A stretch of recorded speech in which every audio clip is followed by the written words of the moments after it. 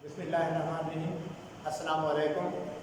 मेरा नाम रियाज हुसैन बिताफी, मैं आपका उर्दू का टीचर हूँ। आज का हमारा मौजू है खतूत मौज़ूआती 1 से लेकर 6 तक नज़्म। पहले हम आते हैं अपने मौज़ूआती खतूत की तरफ। खतूत के मौज़ूआत में पहला जो हमारा ख़त है वो है अपने बड़े भाई को एक ख़त लिखिए जिसमें अपनी छुट्टी के प्रोग्राम का जिक्र कीजिए। इस ख़त में हमने लिखना है भाईजान को कि हमारा स्कूल छुट्टियों के लिए बंद हो रहा है और छुट्टियों में भाईजान के पास जाना है, पढ़ाई में उनसे मदद लेनी है और इसके साथ साथ तारीखी शहर लाहौर की सैर भी करनी है। दूसरा ख़त हमारा दोस्त के नाम है। अपने दोस्त के नाम ख़त लिखिए जिसमें किसी ऐसी किताब का तज़किरा कीजिए जिसे आपने पढ़ा हो और उसने आपको मुतासिर किया हो। ऐसी किताब के बारे में बताना है जिसको आपने पढ़ा है और फिर दोस्त को भी उस किताब को पढ़ने की ताकीद करनी है ताकि जो सबक आपने हासिल किया है वो भी उससे इस्तिफादा कर सकें। तीसरा ख़त अपनी बहन के नाम एक ख़त लिखिए जिसमें किसी तारीखी इमारत की सैर का हाल लिखिए।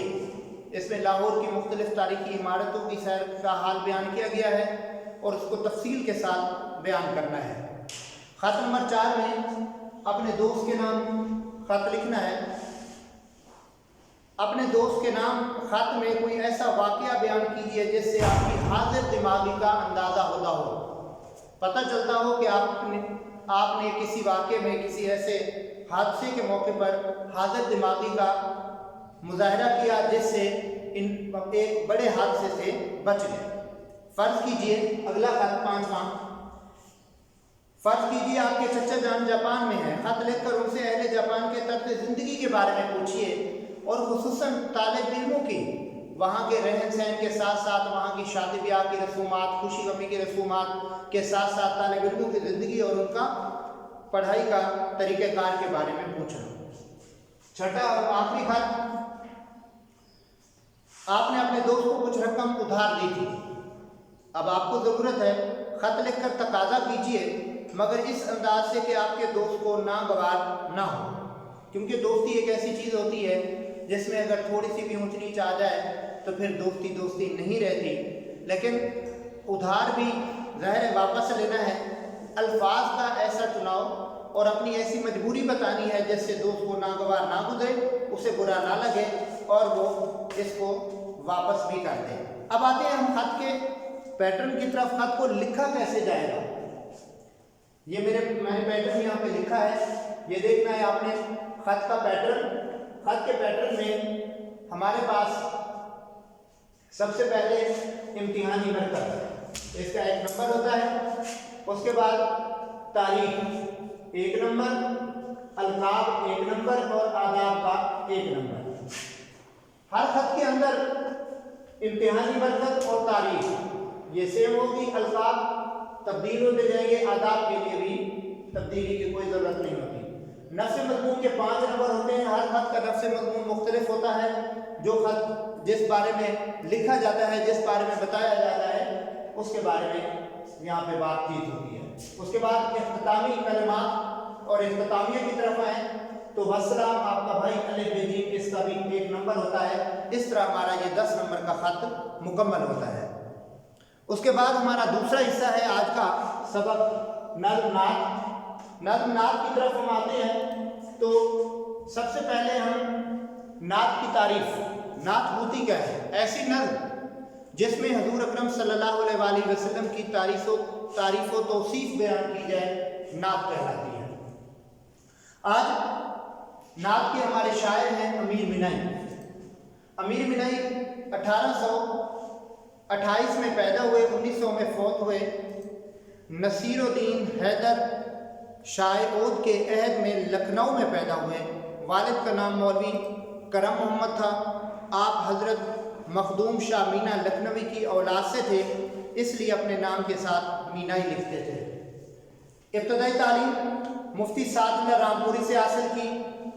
इसी तरह अभी आपकी उम्र 20 साल की थी कि नवाब वाजिद अली खान ने अपने दरबार में तलब किया, कलाम सुना।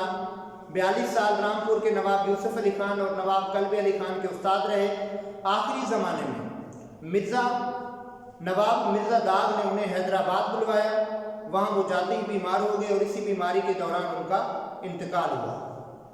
अमीर मिनाई की तसनीफ़ में 2 इश्किया दीवान, मरातुल गैब, सनम खाना इश्क, एक नातिया दीवान, मोहम्मद खातमुन नबीयीन शामिल है, एक तज़किरा इंतखाबे यादगार। अब आते हैं हम नाज़िम के अशार की तरफ। अशार का मफ़हूम हम देखते हैं, मुख्तसर सा मफ़हूम अशार का।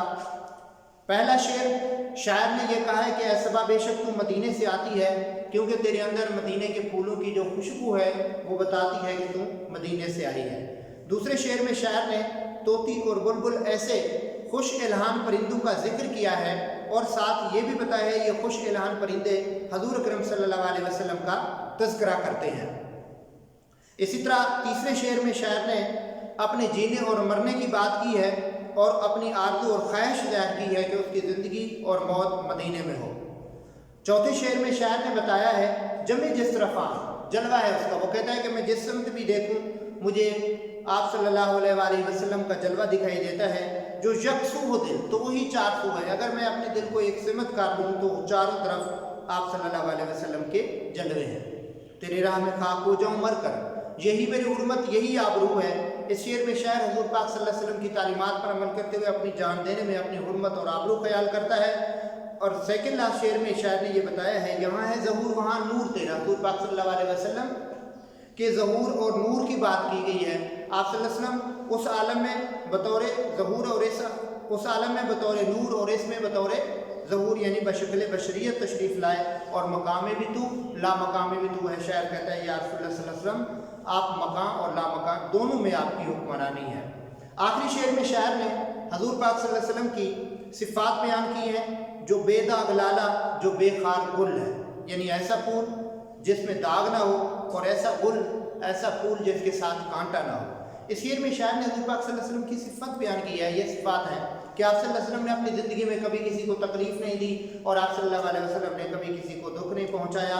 और दूसरा बेदाग लाला यानी आप सल्लल्लाहु अलैहि वसल्लम की ज़ात सिफ़ात ऐसी ज़ात है, आप सल्लल्लाहु अलैहि वसल्लम की ज़ात ऐसी पाक ज़ात है कि आप सल्लल्लाहु अलैहि वसल्लम में कोई ऐब नहीं है। क्योंकि अम्बिया जो होते हैं वो तकमील होती है, उनमें कामलियत होती है, उनमें किसी किस्म की कमी नहीं होती। इसलिए शायर ने आखिरी मिसरे में तकरार की है वो तू है वो तू है वो तू है वो तू है। यानी शायर अपनी बात में ज़ोर देने के लिए, अपनी बात को मनवाने के लिए हजूर पाक सल्लल्लाहु अलैहि वसल्लम की जो पहले उसने सिफ़ात बयान की हैं उसके बाद वो एक ऐसा मिसरा लेकर आए। इसी तरह नात का मरकज़ी ख्याल की तरफ आए तो शायर हजूर पाक शायर कहता है कि ऐ सबा बेशक तू मदीने से आती है तो उसमें मदीने के फूलों की बू है। और शायर हजूर पाक सल्लल्लाहु अलैहि वसल्लम के दर पर जीने और मरने की ख्वाहिश रखता है और उसकी तमन्ना ये है कि उसकी हुर्मत और आबरू इसमें है कि हजूर सल्लल्लाहु अलैहि वसल्लम की तालीमात पर अमल करते हुए अपनी जान दे दे। हजूर पाक सल्लल्लाहु अलैहि वसल्लम की ज़ात कामिल व अकमल है।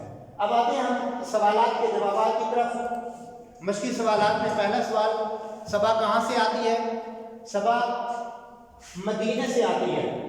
और दूसरा सवाल, शायर के दिल में क्या हसरत और आरज़ू है? मदीने। शायर के दिल में हजूर पाक सल्लल्लाहु अलैहि वसल्लम के दर पर जीने और मरने की हसरत और आबरू है। शायर अपनी हुर्मत आबरू किस में ख्याल करता है? शायर हजूर पाक सल्लल्लाहु अलैहि वसल्लम की तालीमात पर अमल करते हुए अपनी हुर्मत और आबरू ख्याल करता है। तोती बुलबुल किसका जिक्र करते हैं? तोती बुलबुल हजूर पाक सल्लल्लाहु अलैहि वसल्लम का जिक्र करते हैं। लाले के बेदाग और गुल के बेखार होने से क्या मुराद है? लाले के बेदाग होने से ये मुराद है कि ऐसी हस्ती जिसमें कोई कमी ना हो। गुल के बेखार होने से मुराद ये है कि ऐसा शख्स जिसने अपनी ज़िंदगी में कभी किसी को कोई तकलीफ़ ना दी हो। अजीज़ तलबा, मुझे यकीन है कि आज का सबक आपको समझ आया होगा। फिर भी कोई मसला हो तो आप व्हाट्सएप पर फ़ोन पर मुझसे रब्ता कर सकते हैं। हमारा ये लिंक भी आप देख सकते हैं, लिंक पर आएँ, रब्ता करें और हमारे चैनल पर आएँ, हमारे तमाम लेक्चर आप देख सकते हैं। मुझे उम्मीद है कि आप राब्ते में रहेंगे। अस्सलामु अलैकुम व रहमतुल्लाहि व बरकातुहू।